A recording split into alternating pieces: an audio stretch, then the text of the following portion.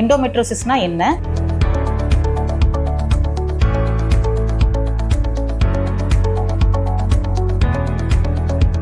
வணக்கம், நான் டாக்டர் தேவி, PHC super speciality hospital மகளிர் நல லேப்ராஸ்கோபி அறுவை சிகிச்சை துறையோட மூத்த ஆலோசகர். சமீப காலமாக பெண்களுக்கு பார்த்தீங்கன்னா எண்டோமெட்ரியோசிஸ் அப்படிங்கிற டிசீஸ் ரொம்ப அதிகமாக இருக்குது. ஸோ இந்த காணொலி மூலமாக நான் அதை பற்றியான சில விஷயங்களை உங்கள் கூட ஷேர் பண்ணிக்க விரும்புகிறேன். எண்டோமெட்ரியோசிஸ்னா என்ன, இதனால் யார் அதிகம் பாதிக்கப்படுறாங்க, அது எவ்வளோ காமனாக இருக்குது, அதனோட அறிகுறிகள் என்ன, அதை பற்றி பேச போகிறோம். ஸோ எண்டோமெட்ரியோசிஸ் அப்படின்னா பெண்களுக்கு கர்ப்பப்பையோட உள் சுவரில் இருக்கிற ஜவ்வு பேர் எண்டோமெட்ரியம். ஸோ அது மாதவிடாயின் போது ரத்தத்தை உண்டு பண்ணி அதை வெளியேற்றும். ஸோ இந்த எண்டோமெட்ரியோசிஸில் இந்த கர்ப்பப்பையின் உள்பகுதியில் மட்டுமே இருக்கக்கூடிய அந்த மாதவிடாய் உண்டு பண்ணக்கூடிய ஜவ்வானது கர்ப்பப்பை சுற்றி உள்ள உறுப்புகளான மலக்குடல், சிறுநீர்ப்பை, சிறுநீர் குழாய் உறுப்புகள் மேலே ஒரு திட்டுகள் மாதிரி படிந்திருக்கும்.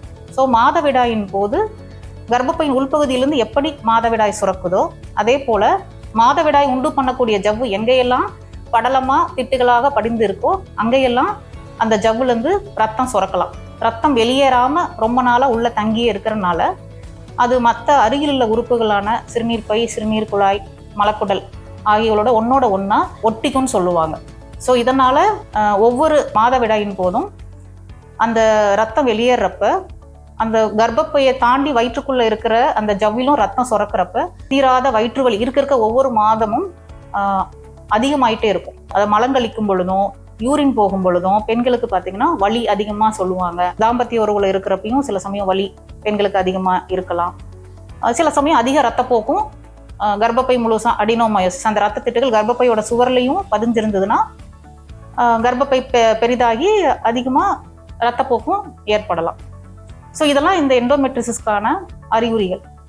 ஸோ இது யாருக்கு ரொம்ப அதிகமாக வருது அப்படின்னா வயதுக்கு வந்ததுலேருந்து மெனோபாஸ் ஆகிற வரை எல்லா பெண்களுக்குமே இந்த ப்ராப்ளம் ஏற்படக்கூடிய வாய்ப்பு இருக்குது. ஸோ இந்தியாவில் பார்த்தீங்கன்னா 10க்கு 1 பெண்கள் இந்த ப்ராப்ளத்தினால அதிகமாக பாதிக்கப்பட்டு வர்றாங்க. எண்டோமெட்ரியோசிஸ் பற்றி எங்கிட்ட வர பேஷண்ட்ஸ் நிறைய பேர் நிறைய விதமான கேள்விகள் கேட்டிருக்காங்க. அதை பற்றியான ஒரு சின்ன அவேர்னஸ். இப்போ எண்டோமெட்ரியோசிஸ் இருந்தாலே இன்ஃபர்டிலிட்டி வருமா? கண்டிப்பாக கிடையாது. ஆரம்ப கட்ட எண்டோமெட்ரியோசிஸ்க்கு இயற்கையாகவே கர்ப்பம் தரிக்கக்கூடிய வாய்ப்புகள் அதிகமாக தான் இருக்கும். எண்டோமெட்ரியோசிஸ்னாலே கர்ப்பப்பை எடுக்கணுமா டாக்டர் அப்படின்னு கேட்டிருக்காங்க. ஆனால் எண்டோமெட்ரியோசிஸ்னாலே கர்ப்பப்பையை டைரெக்டாகவே எடுக்கணும் அப்படிங்கிற அவசியம் இல்லை. நம்ம ஆரம்பத்தில் அதுக்கான மருந்துகள் கொடுத்து அந்த எண்டோமெட்ரியோசிஸோட டிஷ்யூ வளர்ச்சியை மருந்துகள் மூலமாக குறைச்சி அதை கண்ட்ரோலில் வச்சுக்க முடியும். மருந்துகள் தோல்வி அடையும் பட்சத்தில் நம்ம அதுக்கான சர்ஜிக்கல் ட்ரீட்மெண்ட் நம்ம கண்டிப்பாக போகிற மாதிரி இருக்கும். எண்டோமெட்ரியோசிஸை கண்டிப்பாக மருந்துகள் மூலமாக கட்டுப்பாட்டுக்குள்ளே வச்சுக்க முடியும். ஒருவேளை அதையும் தாண்டி அறுவை சிகிச்சை தேவைப்பட்டால் லேப்ராஸ்கோபி ஒரு பெஸ்ட் ஆப்ஷன்.